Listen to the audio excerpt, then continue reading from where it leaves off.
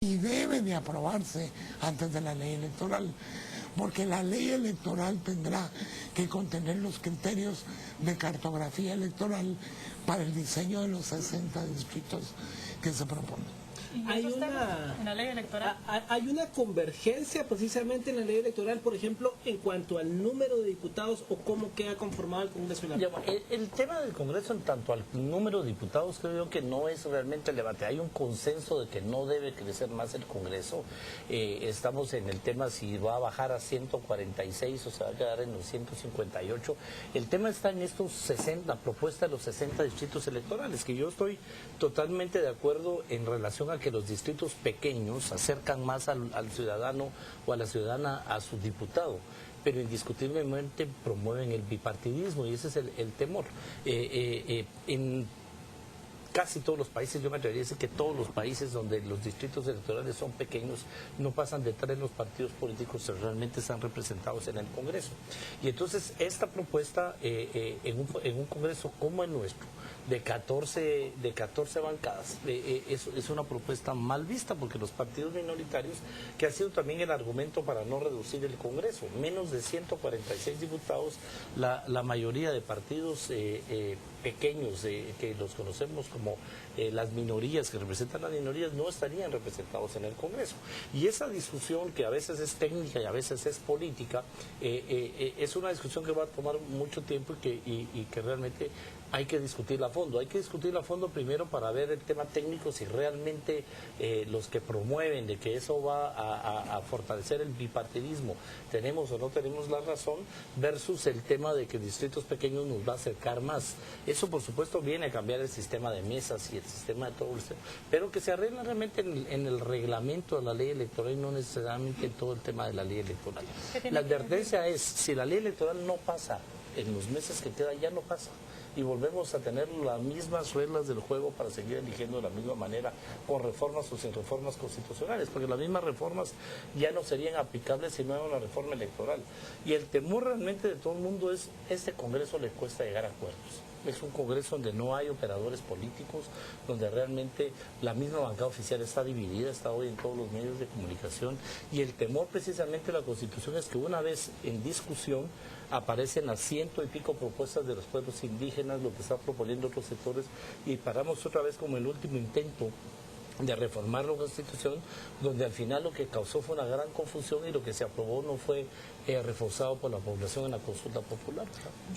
Yo creo que también hay otras consideraciones que deben tenerse. Por ejemplo, si la discusión es sobre qué va primero, yo creo que es posible por los procedimientos legislativos que incluso se aprobara una reforma a la ley electoral y dado que el proceso de la reforma constitucional aún no ha entrado a comisión y necesita dictamen favorable, de hacerse la reforma electoral y también tiene que ir a referéndum, de hacerse una reforma electoral que contradijera contenidos de la reforma electoral, que tiene consensos y temas más allá de los que propone dentro de la reforma constitucional en materia política electoral, debería de hacerse una segunda reforma a la ley electoral que armonizara, en dado se diera ese escenario, donde en la misma aprobación de la Constitución se debe armonizar. Lo que yo creo que sí debe de tenerse presente es que dentro de las propuestas que se hagan, sí es importante que no se caiga en arbitrariedades, que se pueda justificar cuál es la decisión y la propuesta que se ha hecho.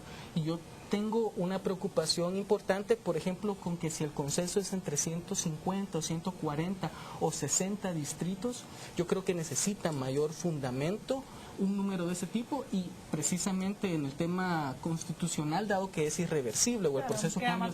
Y además, dentro de la reforma constitucional, creo que un punto ausente que al menos no he escuchado es cuál es el carácter de los partidos políticos que debe tener nuestro país. Creo que eso es muy apropiado dentro de la Constitución. A ese punto iba. Usted pues adversa la tesis del diputado Roberto Alejos, que eso estaría propiciando o favoreciendo un bipartidismo. ¿Qué nos conviene realmente al país? Porque cuando uno va a la elección pareciera que uno va a marcar un tablero, una boleta de totito, de lotería, y todos nuestros vecinos de la región políticamente tienen un bipartidismo. ¿Conviene esto o no conviene? Es que el sistema no favorece de ninguna forma el bipartidismo. Son dos sistemas distintos de de elección de diputados. Hoy se eligen en 23 distritos por listas.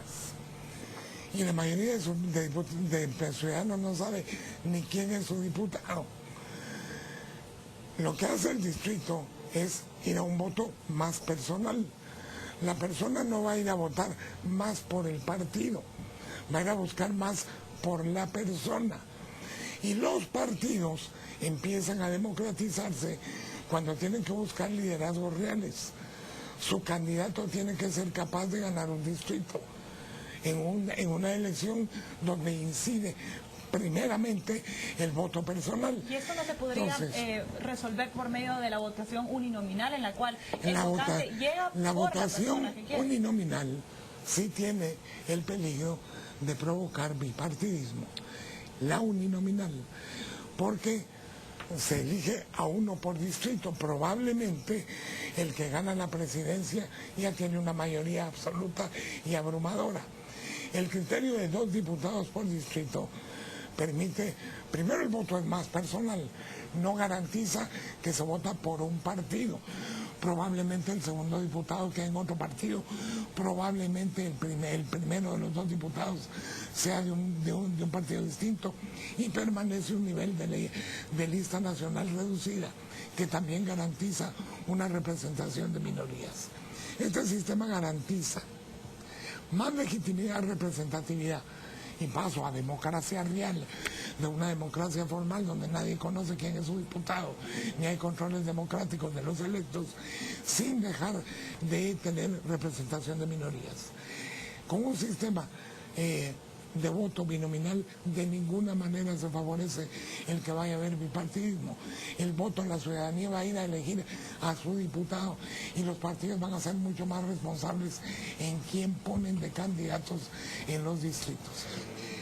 La reforma tiene que ser antes de la ley electoral. No tiene sentido ir a un proceso de 2 reformas a la ley electoral. Cambiar la ley electoral para el mismo sistema de elección por listas y de cómo funcionan los partidos por elección por listas, donde los de abajo de las listas solo empujan a los de arriba, algunos no populares, sino los que van en el fondo de la lista, no ayuda en nada a democratizar el país. El sistema es una de las reformas que consideramos fundamentales para pasar de una democracia puramente formal a una democracia real y representativa.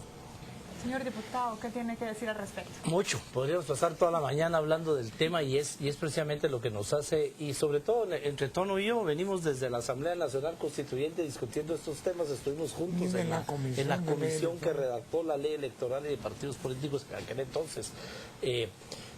Si no reformamos la ley electoral y de partidos políticos, los partidos con más dinero van a seguir ganando más diputados. Dentro de este sistema respondemos a una campaña mediática 100%, no una campaña de contenido. Partidos que no tienen ideología como los partidos eran antes, sobre todo en la época de la Guerra Fría, donde nos confrontábamos realmente por una verdadera ideología, temas que se han perdido. El tema de la falta de controles en el mismo Tribunal Supremo Electoral para los fondos de las campañas, el tema de los fondos privados versus los fondos del Estado, de financiamiento público versus financiamiento privado. Si no arreglamos todo eso, no importa el sistema que cambiemos, 20, 30, 50, 60 distritos, los partidos con más dinero van a seguir ganando las elecciones, son los que van a tener más afiches, a los que más va a conocer la población, y van a ser los 2 partidos más grandes, el de gobierno siempre, porque tiene recursos, y los otros 2. Por eso es que regresamos a la primera intervención. Las 2 reformas tienen que ir de la mano. Pero sí, digamos que este tema, yo insisto y coincido con el compañero de Ciencia en el sentido de podemos en la reforma constitucional, una vez aprobado ese artículo, reformar ahí la ley electoral y de partidos políticos ya reformada. Pero todo el tema del fortalecimiento del tribunal, el financiamiento, etcétera, etcétera, etcétera, no puede esperar más tiempo. No va a dar tiempo a crear las reglas del juego. Creo que lo que ha habido, y con todo respeto, es falta de operadores políticos en el Ejecutivo. tienen excelentes asesores, el presidente tiene un buen equipo, me atrevo a decir un excelente equipo asesorándolo con muchísima experiencia, pero ya fuera de eso, lo que hay es un gran desconocimiento del porqué, del fondo y todo, como lo mencionamos aquí, y alguien que realmente busque consensos en términos generales. Hay que aceptar que lo que hay es temor a entrarle a las reformas constitucionales por temor a lo que el Congreso puede hacer con la reforma. Y eso es realmente la verdadera razón de mejor no la toquemos, como dijo Monseñor Rian, no es el momento adecuado para hacerlo. Y solo muy rápidamente, así como el Código Civil y muchos otros códigos en Guatemala y el mundo entero cuentan con exposición de motivos, este borrador que ustedes están por presentar, al momento de realmente socializarlo con toda Guatemala, estarán ustedes presentando una exposición de motivos en la cual se puede decir por qué se modifica, por qué razón, porque en muchas ocasiones alguien llega a leer un artículo, no entiende primero cuál es la modificación y si a veces un punto o coma pudiera realmente modificar algo cuando sí lo hace. ¿Ustedes están dispuestos a estar explicando de esa manera profunda lo que estará siendo modificado en un artículo y las repercusiones que puede tener? Y ya está, ya a estas alturas que ya se concretó la propuesta, tiene exposición de motivos, considerandos y el texto definitivo. Y ya están concluidos a presentar el Congreso hoy o mañana. Y regreso al punto. La reforma a la ley electoral no es una reforma a una ley ordinaria con procedimiento ordinario, es una ley constitucional. Y creo que hay suficiente tiempo. Este es el primer año de gobierno.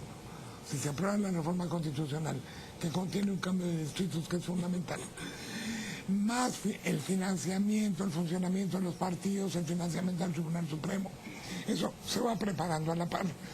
Si el Congreso puede trabajar a la par la reforma de ley electoral, que son necesarias, y la reforma constitucional.